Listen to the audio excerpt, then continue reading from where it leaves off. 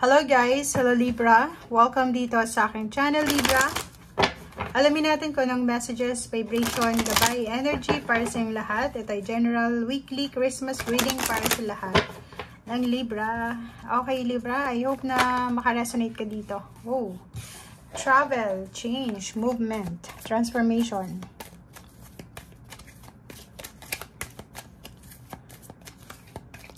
Okay Libra, ang galing. Ang galing na ito, oh. Alam nyo sa lahat ng zodiac signs, ng air signs, kayo lang yung merong ganitong reading. Kung makikita mo dito, pwedeng literal to Libra. Ngayon, nanonood ka ba ngayon? Or pwedeng hindi na, kasi pwedeng naghahanda ka, nag-i-empake ka para sa pagda-travel mo. Magbabakasyon ka siguro. Or yung iba sa inyo dyan, nag-i-empake kayo para sa pagda-travel, paglilipat ng bahay, paglilipat ng location. And siguro may iba sa inyo dito Libra na bago lang nahiwalay sa kanilang asawa, so lilipat sila. Relocation and travel.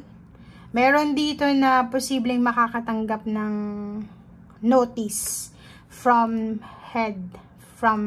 the head of the company na kailangan mo kailangan mong lumipat ng ibang lugar.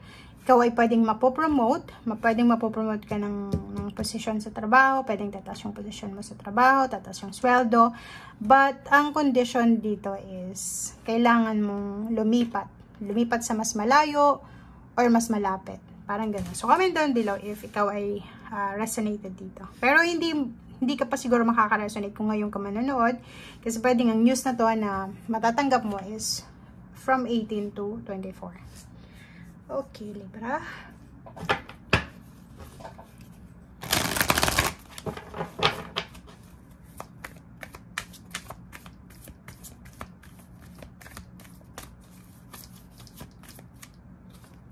Okay, fertility. Napakaganda. Ang dami-daming pagbabago na magaganap sa buhay mo, sa lahat ng areas sa buhay mo. Posibleng tungkol to sa relationship, sa love, career, personal. May mga magbubuntis, may mga anak. Mayroon ditong masasabi mo kung ano yung gusto mong sabihin. Mayroon ditong open, active yung throat chakra. So, lahat ng information. Pwedeng, kung naghihintay ka ng balita, information, call, text, email, posibleng dumating to sa'yo sa linggong ito.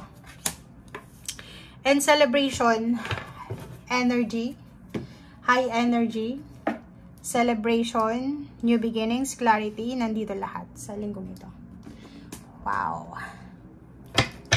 May mga selebrasyon na pwedeng daluhan ka, or pwedeng may mga iba sa inyo dyan na mag-host ng isang celebration, or pwedeng kayo ang mag-host ng isang party.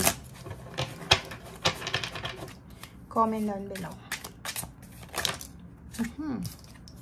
Okay, 6 of Wheels. Wow, so yun. Kung makikita mo dito, pwedeng makatanggap ka ng isang Gcash. Or pwedeng makatanggap ka dito ng mensahe na siya, ang mensahe ito ay pwedeng magbigay sa'yo ng regalo. Ang mensahe ito is pwedeng humihingi sa'yo ng regalo. So, kung ano man ito, ikaw ba yung magbibigay o ikaw yung hinihingan? Comment down below.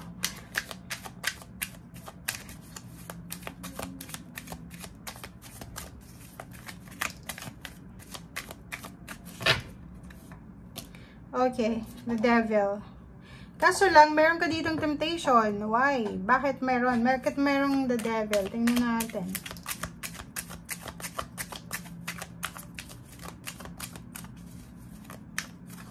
Merong mga temptation dito, guys.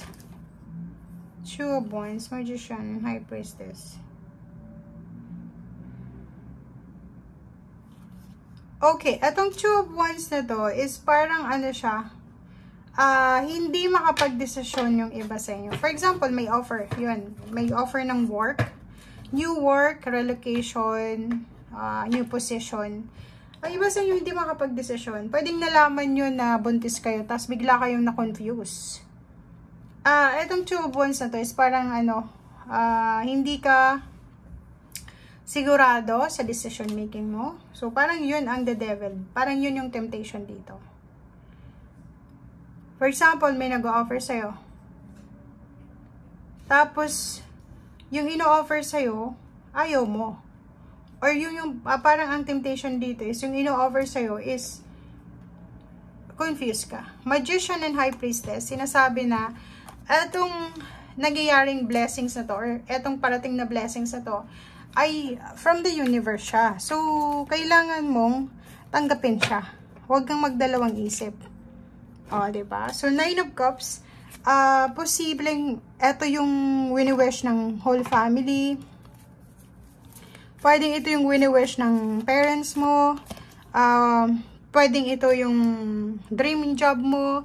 Pwedeng ito yung dream career mo, dream business, or kano pa man. So, diba, oh? Nandito yung 9 of Cups and 10 of Cups. So, kung makikita mo dito, guys, ang sinasabi ng baraha, hindi lang financial ang posibleng mag-blossom sa'yo, magsimula. Marami din. Hindi lang trabaho. Kung makikita mo dito, parang isang magic siya. Ganun lang eh. Biglang like, for example, yung iba sa inyo, hindi magkaanak for 10 years, 9 years, biglang nabuntis. Yung iba, unemployed for 8 years, biglang magkakaroon ng anak. Magkakaroon ng trabaho, sorry.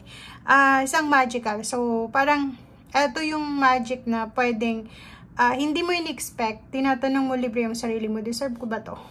Pero, deserve mo kung ano man to. Etong iba sa inyo, pwedeng mag-expect ng baby, mag-expect ng new relationship, or kung ano pa man. And Knight of Wands, sinasabi ng barahan na yung iba sa inyo ay sobrang excited, sobrang excitement ang mararamdaman dahil sa blessings na ito.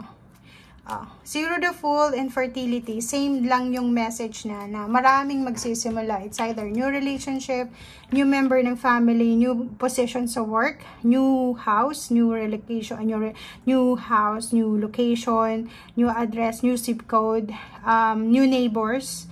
Or pwedeng nakikita natin dito na mga new competition din, competitors. So, kung may business ka, malalaman mo na yung business mo ay marami ka ng kakompetensya. Pero still, magbo-blossom pa rin yung business mo.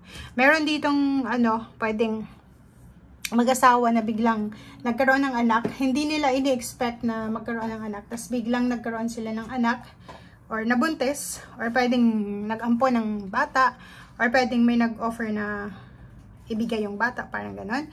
Relationship, meron ditong reunion, family celebration, may binyag, may kasal, kung ano man to na celebration para sa whole family. Okay, so, trabaho ganun din, may mga trabaho pwedeng magsimula, relationship na magsisimula, excitement, passion, hobbies, or ano pa. Thank you guys. Bye!